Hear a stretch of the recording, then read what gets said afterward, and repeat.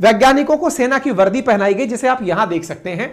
आप यहां पर चिदंबरम साहब को और यहां पर अब्दुल कलाम साहब को सेना की वर्दी में देख सकते हैं। वैज्ञानिकों को कोड नेम दिया गया, जैसे परमाणु बमों का कोड नेम दिया गया था कैंटीन स्टोर्स, और तो और परमाणु बमों के साथ साथ यहां पर पूरे ट्रकों के कारवां को जहां पर बम रखने थे सबके कोड नेम थे, ताकि किसी को यह ना लगे कि यहां वैज्ञानिक काम कर रहे हैं। सेना का काम है रेगुलर तरीके से चलता रहता है, जैसे काफिले चलते हैं ऐसे चलता रहेगा। मेरे प्यारे साथियों, हमने अपने बमों को बंबई में रखा हुआ था। साथियों, बंबई में रखे हुए हमारे परमाणु बम जो प्लूटोनियम से बने हुए थे, ये इतने शक्तिशाली थे कि अगर इनकी जानकारी बंबई वालों को भी लग जाए कि बम बंबई में रखे हुए हैं, तो हाहाकार इस बात का मच जाए कि अगर ये फट गए तो क्या होगा। हमें अब बड़ी चुनौती यह देखनी थी कि बॉम्बे से निकालकर परमाणु बमों को जैसलमेर कैसे लेकर आए। ऐसा क्यों? क्योंकि परमाणु बम का निकलना, जहां पर रखे हुए हैं उस गुप्त स्थान से बाहर आना, जैसे ही बहुत ज्यादा सीक्रेसी बढ़ती जाएगी, अमेरिका को खबर लग जाएगी कि कुछ करने जा रहे हैं। ऐसी स्थिति में सीक्रेट लोकेशन से बम को जैसलमेर तक पहुंचाना भी अपने आप में एक बड़ा मिशन था। मेरे प्यारे साथियों, इस मिशन को अंजाम देने के लिए बहुत तरीके से प्लानिंग की गई थी, और बहुत तरह की से प्लानिंग को इस प्रकार टेनिस बॉल के आकार की हमारी ये प्लूटोनियम की बॉम्ब्स की गोलियां थी, जिन्हें लेकर के इस प्रकार से पहुंचना था। ये परमाणु नाम की जो मूवी है उसके अंदर दिखाया गया है। 4 ट्रक्स में रख करके इन गोलों को एयरपोर्ट तक पहुंचाया गया था। साथियों, एक वरिष्ठ पत्रकार हैं जिनका नाम है राज चेंगम्पा, उन्होंने weapons of peace the secret story of India's quest to be a nuclear power नामक पुस्तक में इस बारे में जानकारी देते हुए बताया है कि किस प्रकार से परमाणु वेपन्स को बंबई से जैसलमेर तक लाया गया था। कहा गया कि जिस जगह ये वेपन्स रखे थे, आप में से कुछ लोगों के दिमाग में सवाल हो सकता है, क्या कि भारत के प्रधानमंत्री को कभी पता था कि वेपन्स कहां रखे हैं? बिल्कुल पता था। हमारे वेपन्स प्रधानमंत्री को पता होते हैं, और विश्वकर्मा पूजा के समय पर परमाणु बमों की पूजा भी होती है। यानी ये समझिए, जिस वॉल्ट में रखे हुए हैं वहां पर तिलक भभूति लगाई जाती है, ठीक है ना। एक बार थल सेना अध्यक्ष को भी वो वॉल्ट दिखाया गया था जब परमाणु बम रखे हुए हैं। खैर, फिलहाल के लिए ये जो आप यहां पर ट्रक चलते हुए दिख रहे हैं, बॉम्बे के अंदर क्या किया गया कि जब इन बमों को ले जाने के लिए टेनिस के बॉल के आकार के 6 से 8 किलो के आकार के 6 से 8 किलो वजन के टेनिस के बॉल के आकार के प्लूटोनियम बम थे जो हम लेकर के यहां आ रहे थे। छोटे छोटे बम, बहुत महाविनाश फैलाने की क्षमता रखने वाले बम लाने के लिए क्या किया गया? लाने के लिए प्लानिंग इस प्रकार से कही गई कि मुंबई के अंदर लोग बहुत लेट नाइट तक सोते हैं, रात भर मुंबई रात में जगता है। ऐसी स्थिति में बोले बम को ले जाने के लिए ट्रकों का मूवमेंट कैसे कराया जाए, तो पहले से ही सारे सिक्योरिटी क्लियरेंसेस क्लियर करके रखे गए। समय तय किया गया, रात को 2 बजे ट्रक्स आएंगे उस सीक्रेट लोकेशंस पर बम लेने के लिए। वैज्ञानिकों को और उन जांच एजेंसीज को पता था कि ये कहां पर आएंगे। 4 ट्रक्स प्रॉपर तरीके से आते हैं, रात को 2 बजे पहुंचते हैं, वहां से ट्रक्स अपने साथ बॉम्ब्स को लेकर के कुछ ही मिनटों की दूरी पर रखे एयरपोर्ट पर पहुंचते हैं। एयरपोर्ट पर ट्रक्स की कोई चेकिंग नहीं की जाती है। एक रेगुलर अभ्यास की तरह रात के समय ट्रक आते हैं, वहां खड़ा हुआ एक हवाई जहाज जो पहले से ही तैयार करके रखा गया था इन ट्रकों के सामान को ले जाने के लिए, उसके अंदर सीधा सामान चढ़ा दिया जाता है। हवाई जहाज वहां से उड़ता है और आकर के अल सुबह जैसलमेर पहुंच जाता है। यानी यह प्रक्रिया इतना गुप्त तरीके से अंजाम दी गई, जिसका बहुत बड़ा महत्व था। अमेरिका को अगर यह जानकारी पता लग जाती कि बॉम्ब ट्रांसपोर्ट हो रहे हैं तो भी अपने आप में बहुत बड़ी सुर्खी बन जाती। लेकिन हमने इन परमाणु बमों को, जो कि वैज्ञानिकों के द्वारा किया जाने वाला कार्य था, हमने सेना की वेशभूषा में इसका अंजाम दिया। इसलिए लोगों को लगा कि सेना का रेगुलर मूवमेंट चल रहा है, और जैसलमेर चूंकि पाकिस्तान बॉर्डर के नजदीक है तो सेना का मूवमेंट आए दिन लगा रहता है। हम अपने तरफ से जो हमारे उस समय के राष्ट्रपति नारायणन साहब थे, उनको बोले कि आप अपने वर्ल्ड टूर को थोड़ा सा पोस्टपोन कर दीजिए। उन्हें जाना था विदेश यात्रा पर, उन्हें थोड़ा होल्ड पर डाल दिया गया। जो चिदंबरम साहब हैं, इनकी बेटी का विवाह होना था, इनसे कहा गया आप अपनी बेटी के विवाह को कुछ दिन टाल दीजिए, क्योंकि विवाह के अंदर आप उपस्थित नहीं हो पाएंगे तो लोगों को शक हो जाएगा कि आप किसी ना किसी गुप्त काम पर लगे हुए हैं, तो किसी को किसी प्रकार का डाउट ना हो। इसलिए इस पूरे कार्यक्रम को सेना का कार्यक्रम बनाकर दिखाया गया, वैज्ञानिकों का कार्यक्रम नहीं। यह नहीं दिखाया गया कि डीआरडीओ कुछ कर रहा है, यह नहीं दिखाया गया कि भारत एटॉमिक रिसर्च इंस्टीट्यूट कुछ कर रहा है। गुप्त रूप से जिस कार्य को अंजाम दिया जा रहा था, ट्रक उन प्लूटोनियम बमों को लेकर के पोखरण पहुंचते हैं। सीक्रेट वॉल्ट में रखे ट्रकों सामान को लेकर के यहां पर जब पहुंचते हैं, जहाज से सामान को जब यहां पहुंचाया जाता है, तो ये नजारा अपने आप में बहुत खास होता है। और इसके ऊपर ये जो राज चेनगप्पा हैं, इनकी पुस्तक के अंदर कंप्लीट डिटेल लिखी गई है कि किस प्रकार से हमारे इन वेपन्स को ले जाकर के पहुंचाया गया था। राजा गोपाला चिदंबरम जी उस समय हेड हुआ करते थे और वो बहुत ज्यादा इस विषय को लेकर के चिंतित थे कि परमाणु यहां तक बम पहुंचेगा कैसे। खैर चलिए, इसके बाद क्या हुआ साथियों, इसके बाद में अब इन बॉम्ब्स को जमीन के अंदर लगभग 200-250 मीटर बताया गया था, कई जगह लिखा हुआ है लगभग 280 मीटर की गहराई में गड्ढे खोद करके बॉम्ब्स को डाला गया था। अक्सर यह कहा जाता है कि बॉम्ब्स जब चलते हैं तो जमीन के भीतर गड्ढा होता है, लेकिन यहां पर क्या किया गया, पहले हमने गड्ढे खोदे और गड्ढे खोद करके लगभग 200-250 मीटर के गड्ढे में अपने बॉम्ब्स को रखा, ताकि उसकी वजह से राजस्थान के आसपास के क्षेत्रों में किसी प्रकार की कोई जनहानि ना हो। क्योंकि बम जब चलेगा, अच्छा दो बातें होती हैं परमाणु बम के अंदर, और वो क्या है, परमाणु बम जब चलता है तो बड़ी ऊर्जा तो उत्पन्न करता ही है, साथ में रेडिएशंस भी छोड़ता है। रेडियो एक्टिव विकिरणें अल्फा बीटा गामा के नाम से निकलती हैं। जो गामा रेडिएशंस हैं, जो बहुत दूर तक अपना असर डालती हैं, उनका अगर अवशोषण समय रहते कर लिया जाए तो उसका नुकसान दुनिया पर नहीं होता। इसलिए पहले यह गड्ढा खोदा गया और गड्ढे को खोद करके उस गड्ढे के चारों तरफ बड़ी संख्या में प्याज भरे गए। साथियों, कहा जाता है कि भारत में 2 बार प्याज के भाव आसमान छुए हैं और उसको लेकर सरकारों का विरोध भी हुआ है, और कहा गया कि उस समय बड़ी संख्या में प्याज को खरीदकर सेना ने अपने पास रखा था, क्योंकि उस प्याज को खरीदकर टनों, मतलब कई टन प्याज जो है वो उन गड्ढों में भरकर रखा गया था, क्योंकि कहा जाता है कि प्याज गामा रेडिएशंस को सोख लेता है। ऐसी स्थिति में परमाणु बमों को गड्ढों में और उसके चारों तरफ भयंकर तरीके से प्याज भरकर रख दिया गया कि अगर यह ब्लास्ट होता भी है तो रेडिएशंस को यह प्याज पूरी तरह से सोख लेगा। अब सोचने की बात यह है कि पोखरण जो पहले से ही 1974 में ही अमेरिका की नजर में आ चुका था, 1995 में हम एक बार परीक्षण के लिए जाते समय पकड़े गए थे। अब अमेरिका पूरी मुस्तैदी के साथ हम पर नजर बनाए हुए था कि यदि यहां पर कोई भी हलचल पोखरण में हुई तो यह पता चल जाएगा कि इंडिया परमाणु परीक्षण कर रहा है, और इंडिया को हम तत्काल प्रभाव से कॉल करके रोक देंगे कि तुम्हें हम यह नहीं करने देंगे। ठीक है साहब। अब हमारे साथ दिक्कत क्या है, यह बिल्कुल वैसे है जैसे चोर कई बार किसी मालिक के घर में लगे हुए कैमरे की नजर के सामने चोरी करने आए और मालिक को भी ना पता चले कि चोरी हो गई, यानी कैमरा आपके सामने देख रहा है और वहां से चोरी करनी है, तो क्या किया जाए। चोर तो साहब मुंह ढक के चोरी करने आ जाता है, लेकिन हमारे सामने मुसीबत यह है कि हम मुंह ढक के भी नहीं कर सकते। क्यों?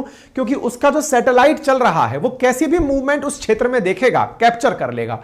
तो हमारी मुसीबत यह थी कि हमें पूरे टाइम यह नजर भी रखनी थी कि हमारे ऊपर से सैटेलाइट कब क्रॉस हो रहा है।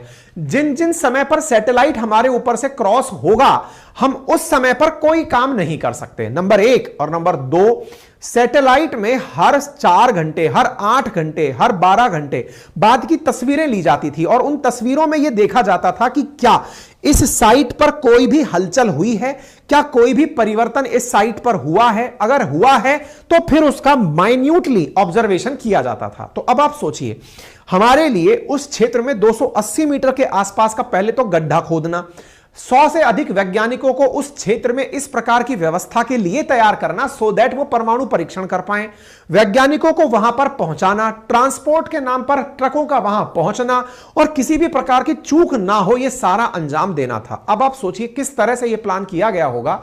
जब वो सैटेलाइट गुजरता, हम उस दौर में अपने काम को अंजाम देते, जैसे ही वो निकला हम खोदना शुरू करते, अपना माल डालते, और जैसे ही वो निकलता हम तुरंत अपने ऊपर चद्दर ओढ़ करके या फिर ये समझ के कि वहां से डायरेक्ट छुप करके गायब हो जाते। आप ये फिल्म देखिएगा, परमाणु करके जो फिल्म है, इसमें बहुत बेहतरीन तरीके से इस दृश्य को दिखाया गया है कि किस प्रकार से इसको अंजाम दिया गया था। बड़े ही गुप्त तरीके से हमने इस पूरे कार्यक्रम को अंजाम दिया कि हम उनकी नजर में ना आए।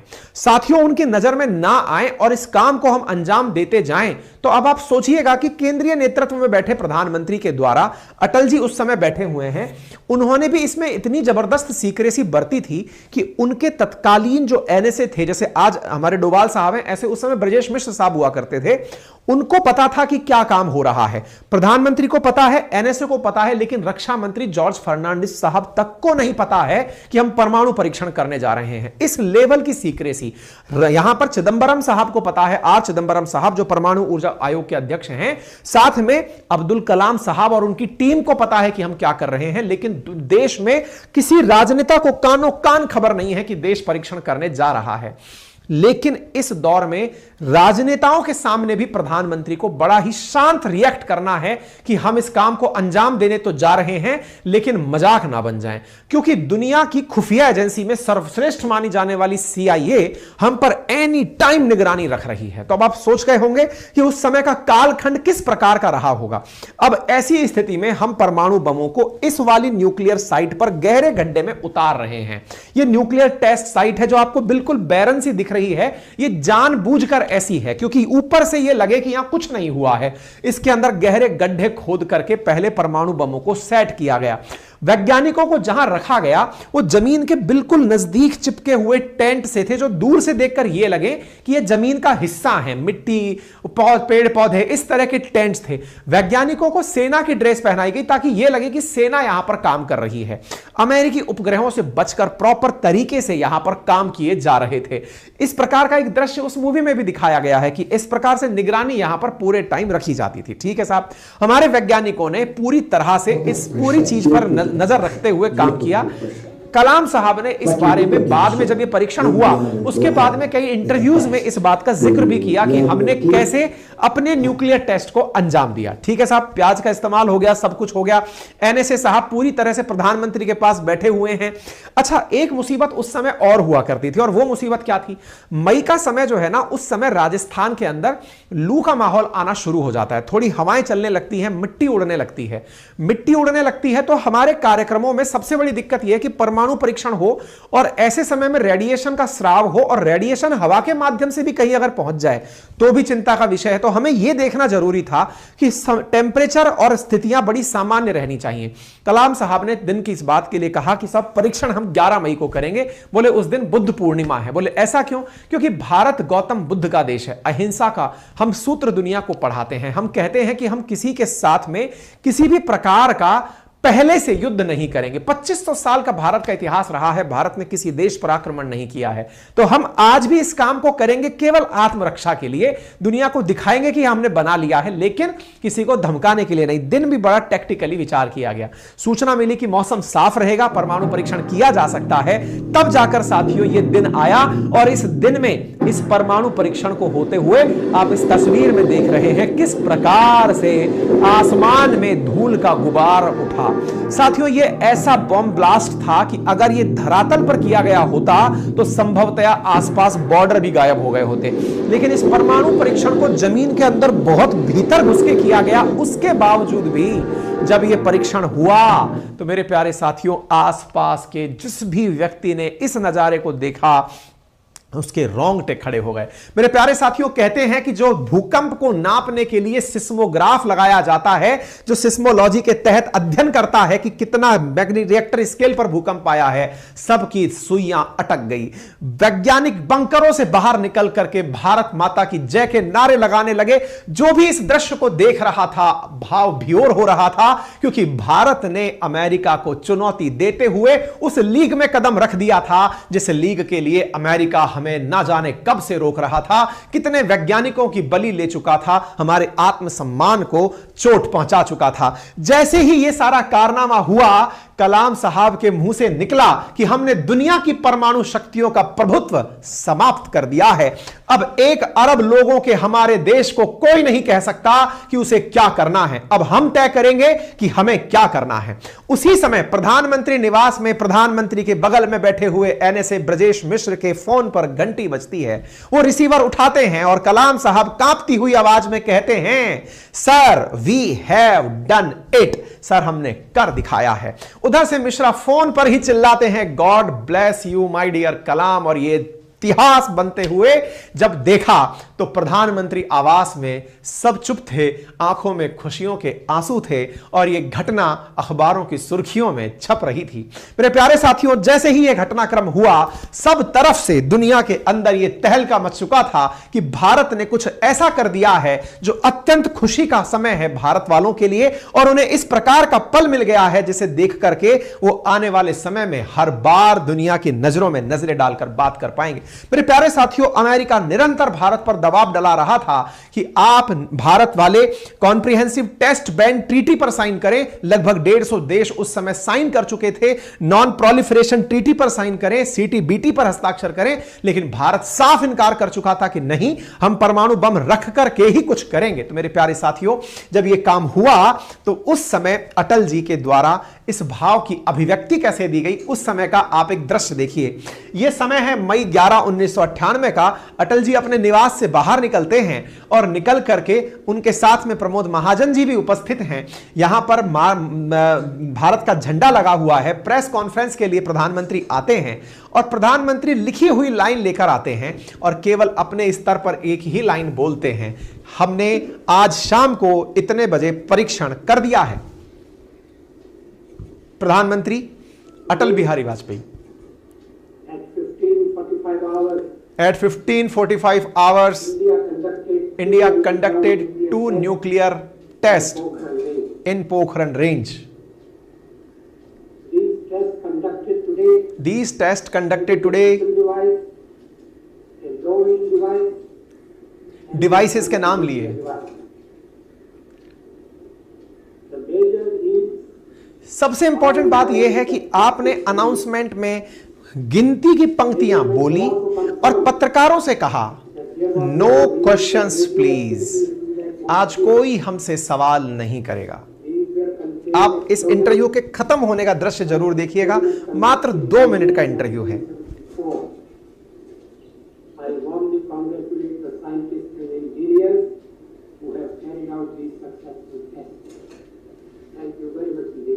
Thank you very much today. I am not replying any question now. The official spokesman.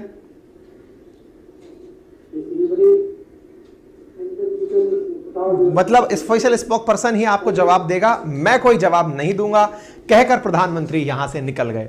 मतलब यह वो दृश्य था जो कि बहुत से लोगों को एक लाइन में जवाब दे गया था कि मैं कोई भी जवाब नहीं दूंगा। और यह लाइन जब निकल कर आई, भारत के अंदर जश्न का माहौल था। यह वो कालखंड था जिस पर भारत पर दबाकर सैंक्शंस लादने की तैयारियां हो गई। अमेरिका ने कहा यह क्या कर दिया, लेकिन ऐसी स्थिति में भारत को हम अकेला छोड़ देंगे, सैंक्शंस लगा देंगे। भारत ने कहा सब कबूल है, तुम्हें जितने सैंक्शन लगाने हैं लगा दो, हम भुगतने को तैयार हैं। अटल जी ने इस कारनामे को डंके की चोट पर करके दिखाया, क्योंकि हमारे वैज्ञानिकों में यह क्षमता बहुत पहले से थी, भाभा के समय से थी, भाभा के समय से थी, राजा रमन्ना के समय से थी। लेकिन भारत जब से आजाद हुआ तब से निरंतर युद्धों में ही व्यस्त चल रहा था। उनके बावजूद भारत ने 1974 में परीक्षण करके दिखाया। तब लोगों ने हमारा मखौल बनाया कि तुमने तो केवल चला के देखा है कि चलता है कि नहीं, उसे परीक्षण ही नहीं माना गया। लेकिन अमेरिका यह समझ गया कि भारत तैयारी तो कर रहा है, तैयारी कर रहा है, तो अब इसे करने नहीं दिया जाएगा, करने नहीं दिया जाएगा। तो 1995 में हमें करने नहीं दिया गया।